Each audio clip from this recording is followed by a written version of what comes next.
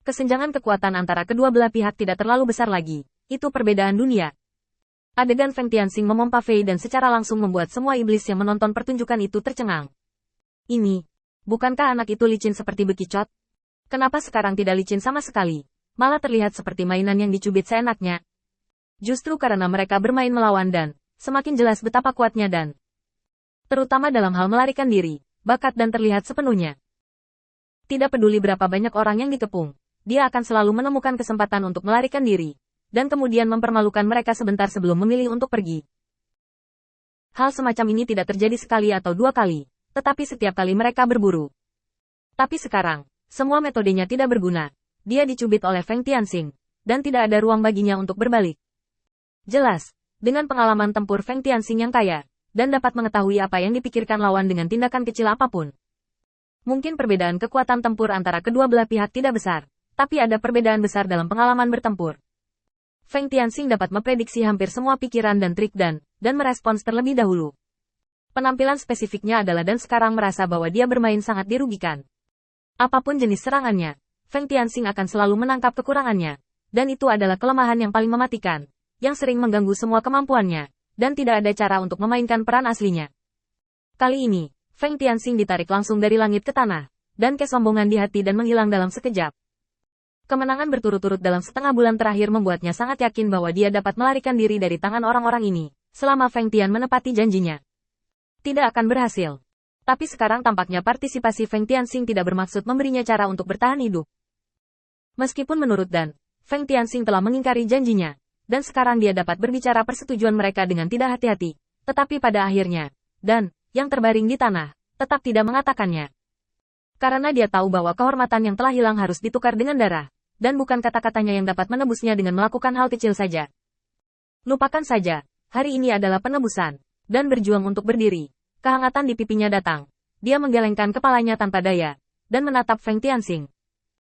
Mampu menyakitiku Feng Tianxing. Sepertinya kamu akhirnya mau menunjukkan sedikit kekuatan. Tapi dengan celah sekecil itu, kamu seharusnya tidak bisa membunuhku. Wajar dan ditentukan. Ini sudah menjadi dasar kematiannya sendiri sebelumnya.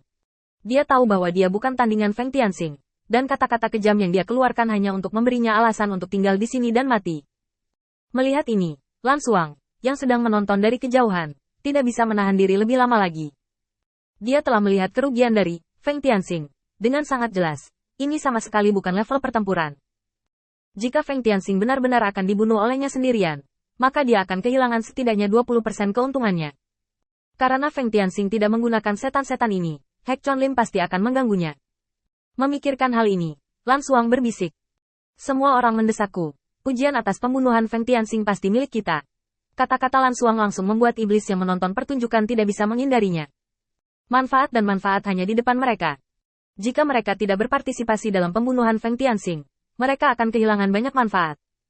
Ini semua kekayaan bersih yang bisa diambil Hek Chonlim sekarang. Di hadapan kepentingan yang sangat besar, iblis tidak lagi peduli dengan kebajikan dan moralitas. Mereka awalnya dipilih dengan bertarung dengan iblis lain, dan kehausan mereka akan keuntungan jauh lebih besar daripada iblis lainnya. Dalam sekejap, setan yang tak terhitung jumlahnya di Sulphur City mengepakkan sayapnya, dan ada rasa keberanian dari setan yang menyerang umat manusia saat itu. Sayang sekali Feng Tianxing menoleh untuk melihat saat mereka pergi. Apa maksudmu? Pertanyaan sederhana. Tetapi tidak ada jawaban dari siapapun. Keserakahan di mata mereka mengatakan itu semua. Bunuh Feng Tianxing. Ayo, saudara. Feng Tianxing sendiri mencibir dengan jijik, dan berbalik untuk bersembunyi ke samping. Awalnya, dia tidak berniat membunuh dan, jika tidak, dalam periode waktu ini, apalagi satu pembunuhan, dia bisa membunuh berkali-kali dengan cara yang berbeda. Sekarang Lan Xuang melanggar kesepakatan di antara mereka. Feng Tianxing secara alami berbalik dan pergi. Tepat sebelum pergi, dia menggunakan sedikit racun yang telah menyerang tubuh dan untuk mengirimkan suaranya. Hari ini jika kamu bisa melarikan diri, kamu bebas. Meskipun kedua sekarang cukup terombang-ambing oleh kata-kata Feng Tianxing. Pada dasarnya, dengan hubungan kedua dan Feng Tianxing saat ini, dia tidak akan mengkhianati janjinya. Janji akan berlanjut. Jika Dan bisa hidup hari ini, maka dia tidak harus mati. Harapan tiba-tiba yang lahir di ambang keputusasaan langsung menambah sentuhan harapan pada mata maut dan melawan Feng Tianxing. Dia benar-benar tidak bisa, dan dihancurkan ke segala arah. Tetapi ketika berbicara tentang orang-orang yang tersesat ini, dia masih memiliki kepercayaan diri. Meski luka fisiknya tampak mengerikan, di bawah penampakan berdarah itu, ada tubuhnya yang tidak rusak, dan tidak ada yang serius. Jika kamu ingin membunuhku, kamu tidak cukup memenuhi syarat, di depan semua orang lagi, mempermalukan mereka, dan akhirnya kabur dengan diam-diam. Setelah pertempuran ini, Lan Xuang sangat marah sehingga dia melampiaskan dan menghancurkan semua yang dia lihat ke tanah. Di hutan lebat, jalan dibuka paksa olehnya. Pada malam hari, Lan Xuang menarik wajah ke kediaman Feng Tianxing. Di hadapan minat yang sangat besar, wajah tidak lagi penting. Jika Feng Tianxing tidak dapat membunuh mereka, maka tidak peduli seberapa besar kepentingannya, itu akan sia-sia. Daripada merusak kesempatan seperti itu, lebih baik melepaskan beberapa keuntungan dan bekerja sama dengan Feng Tianxing.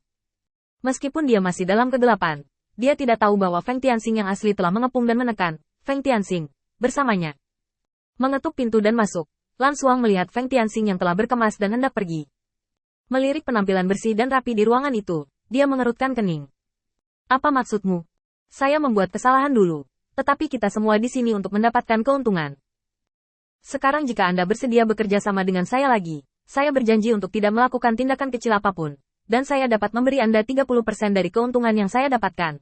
Kita masih punya kesempatan untuk bekerja sama, kan? Lagi pula, kamu juga butuh sumber daya ini. Lan Xuang telah berpikir dengan hati-hati sebelum mengucapkan kata-kata ini. Dia merasa bahwa Feng Tianxing dapat menunggu di sini selama setengah bulan, dan dia pasti memiliki keinginan yang mendalam untuk mendapatkan hadiahnya. Selama dia menjanjikan keuntungan yang cukup, dia dapat melepaskan prasangka aslinya dan kembali ke jalur kerjasama. Feng Tianxing tersenyum tipis. Manfaat apa? Sejauh yang saya tahu, sekarang dan Hek Chonlin tidak lagi dapat mendukungnya untuk menghabiskan begitu banyak. Manfaat yang Anda inginkan hilang.